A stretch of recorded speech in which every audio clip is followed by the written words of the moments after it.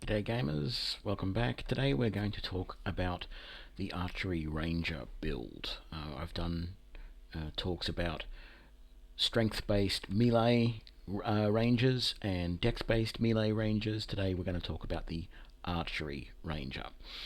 This is going to be very similar to the dex-based build in a lot of ways because dexterity is your primary attribute. The pros and cons of the archery build. So on the pro side, you like the dex-based build, you only really need to focus on dexterity as a skill, as an attribute. So you don't have to put many points, or even any if you really want to, into strength, although I recommend a couple of points. You will have all of your dex-based skills will be more effective, such as stealth or parry. And potentially you're going to have better armor class. But as I pointed out in a previous video, the armor system, you're going to be wearing light armor anyway. You're eventually going to have to either give up some of the dexterity bonus for some of your skills by wearing the heavier armor, or go to the progressively lighter armor so that you don't get those penalties. The cons of the Archery Ranger build: because you've got less strength, you won't be able to carry as much, so you just need to be aware of that. It means more trips back to town or whatever to be able to sell up. Or if you've got a module where you can give equipment to your henchmen, do that. If you can, find any magic bags that can reduce the weight of things, that sort of stuff. Less strength also means less damage in general, so you've got to be aware that even though you're using a bow and you're attacking from range, it'll do slightly less damage than you might normally do. You can get bows that, the compound bows, for example, have the might ability, so you can get some of your strength to increase damage. So that's that. Archery is less effective, in my opinion, in general. Okay, so you have to be aware of that.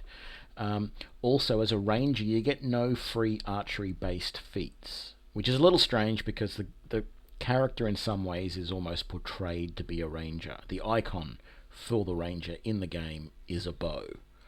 So that's a little annoying. If you want to play a ranger with archery-based feats, I would recommend either downloading the PRC content, which gives a bunch of extra classes, and there is an archer subtype which has slightly better skills, or go to Neverwinter Nights 2, in which case you make a choice at second level as to whether you want to be a melee archer where you dual wield, or an archery archer where you get some archery feats.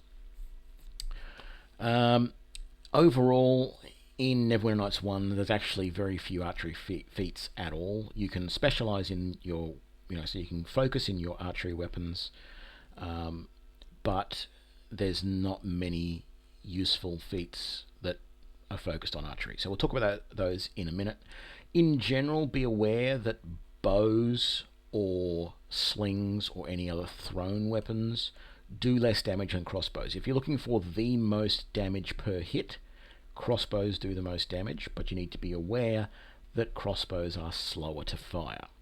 So you can't use the rapid shot feature with crossbows, and once you get up to a high enough level that you get multiple attacks per round, you will not get them with a crossbow unless you take the rapid reload feature.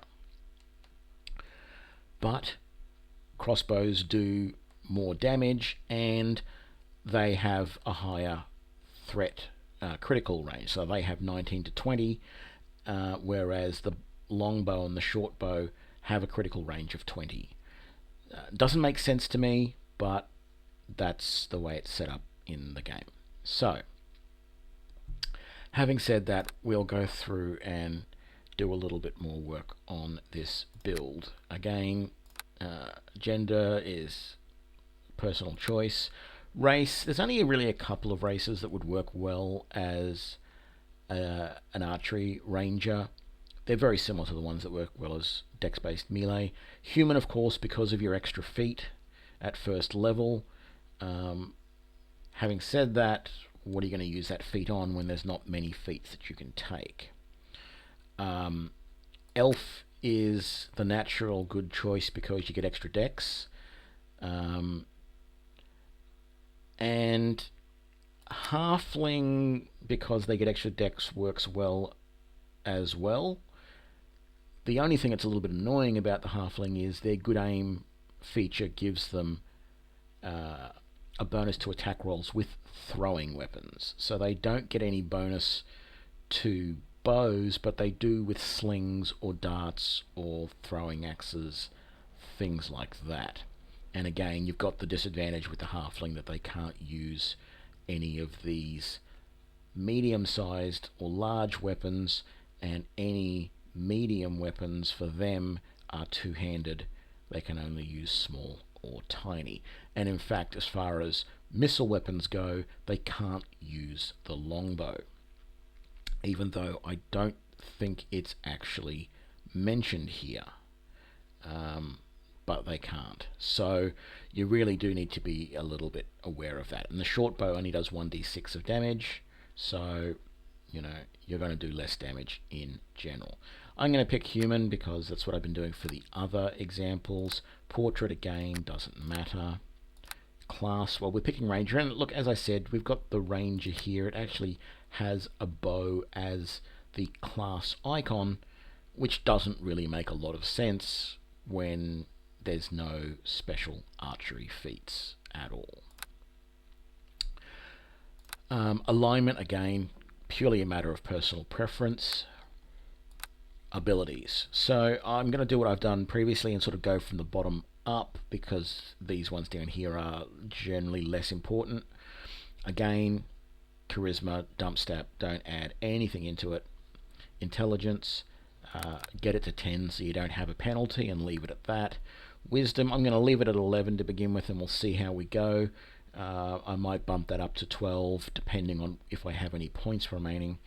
Constitution, there's an argument to say that you should go above 10 for this so that you get some extra hit points. But there's two sides to the argument. One is you're using a bow, you're going to be, if you do get caught in combat, the bow is less effective close range. It's not really true, because you're going to have the point blank shot feat, which gets rid of those penalties, in fact makes it even better at close range. But you don't really want to be caught with someone swinging a weapon at you. You want to be out of the way. And so some people say, well, that means you need extra hit points so that if you do get caught, you can survive longer. But as I said, the other side of that is that you are generally going to be fighting from a distance. And when I've played archers before, you've eventually got your animal companion who is going to be your tank. He's going to get in the way there and keep the enemies from you. And you're going to choose tanks for the other characters in your party as well, so that you can stand back and snipe from a distance. So that's what you need to do. So you can give that to 12 if you want. I'm going to leave it on 10 though. I'm not going to have any constitution bonuses. Strength, I would suggest either 12 or 14, so that you can carry a little bit, and you've got a little bit of strength there if you do have to do damage, if you want to use a composite bow of some sort.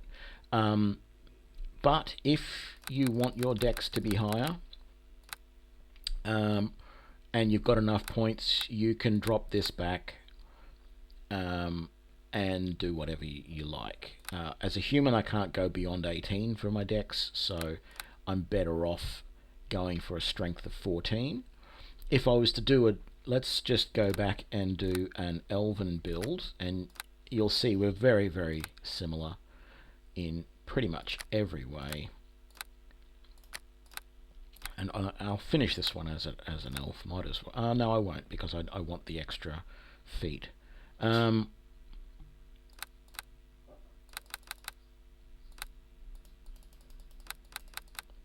So I can actually get all the way up to 20 if I want to go that high for dex.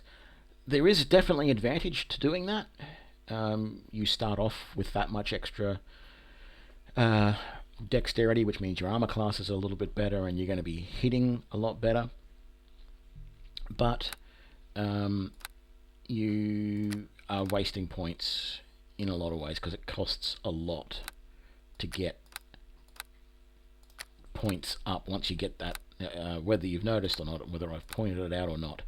The number of points to increase goes up once you get past certain levels. So if I get this back to what we had, you'll notice as I start increasing the dexterity, it's now 2 points per increase, now 3 points per increase, and it would go up from there at 18 as well. So I'm going to, as a human, I'm going to have 14 for my strength, dex of 18.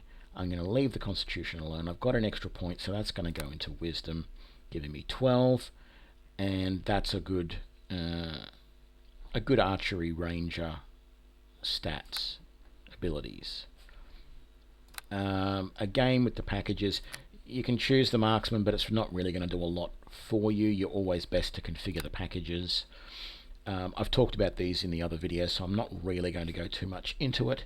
My recommendation is spot and listen. They work well together. Search is usually useful in most situations. You'll always have enough points to get at least those 3. From there, you can decide what extra skills you want. There is an argument to say grab parry here, because you still get the dual wield ability in this build. So you could get yourself 2 short swords, for example, or something similar as your weapons, and you could use parry anytime anyone gets in close. So you switch away from your bow, pull out your swords, and parry a lot so that you get as much defense as possible, and you can riposte. But you've got to remember, as I've said, the biggest problem with the parry skill is that if no one is actually attacking you, you will stand there and do nothing. Someone has to be actively attacking you for parry to do anything. And while that's not necessarily a problem in this build, because you want to really get to a situation where you can pull out that bow again and start shooting, so if you're standing there for a few seconds, you really should be breaking away and moving out of range. But yeah, we could take parry there, and then I'll take lore as well, because I often take that. As I've said previously, the other one to probably look at is discipline, if you can take it. Heal's not really that useful, except when you're first starting to learn the game, and then you see it helps you, but overall potions are much better in general. So in our feats, there's only going to be a few feats that you will get, and in fact the 2 main important ones, because I'm playing as a human, I can get straight away.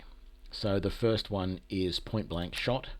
So as we can see here, with this feat you negate the -4 penalty for using a missile weapon in melee, and you gain a +1 to attack and damage when the target is within 15 feet. So that means that what used to be a significant penalty for you, that is letting your opponents get to within melee range of you while you're using a missile weapon, goes away. And in fact you actually get a bonus now when they're that close. So that is definitely the first feat you'll want to get, and in fact that's the only archery feat that you'll probably see here.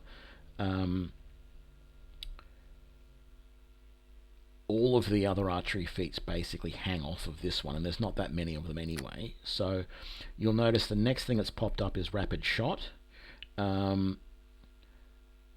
It's the other one that you're going to want straight away. So rapid shot, with this feat you gain an extra attack per round with a ranged weapon excluding crossbows.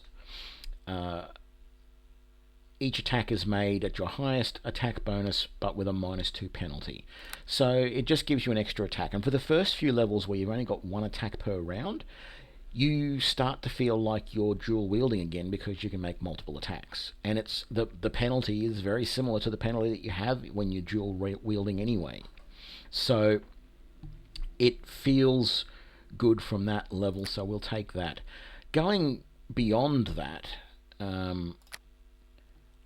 there's not many other skills. As I mentioned before, if you're going to use crossbows, you're going to want to get rapid reload, which we don't see here yet, because I think we need to take weapon focus in a crossbow. There's one other particular archery feat, and I think our wisdom is not high enough, which is strange because wisdom is one of our primary attributes. But there is another feat called Zen Archery, and it allows you to use your wisdom rather than your dexterity to hit with a missile weapon.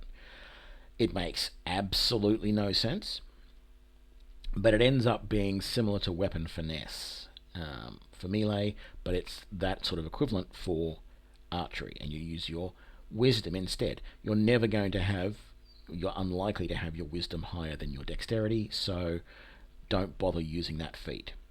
As with the other builds, because you can't get weapon specialization that gives you extra damage, your options here are to get your weapon focus so that you can then get improved crit.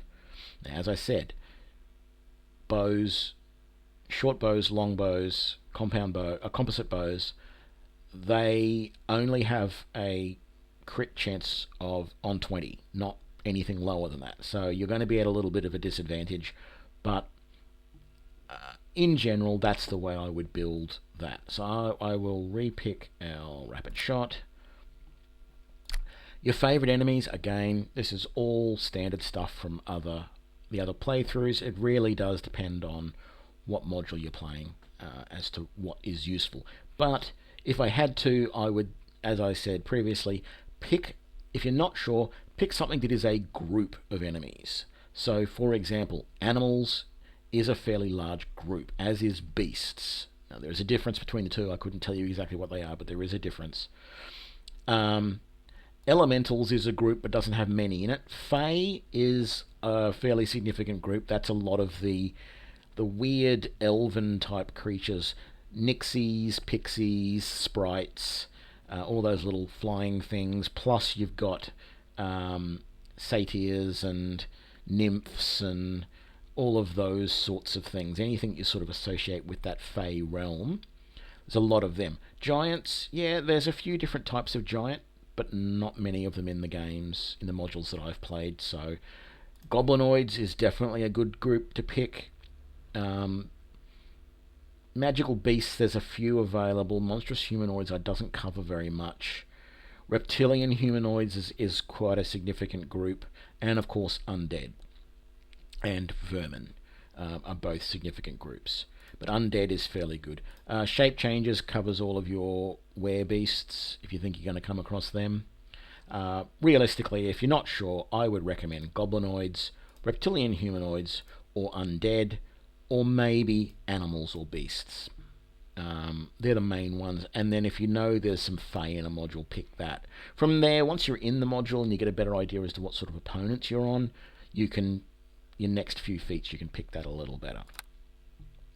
So that's that. And yeah, that's pretty much the entire build. I don't have a build that I have done fully previously to load up, but I will load up the Arcane Archer because it's a good option to show you that.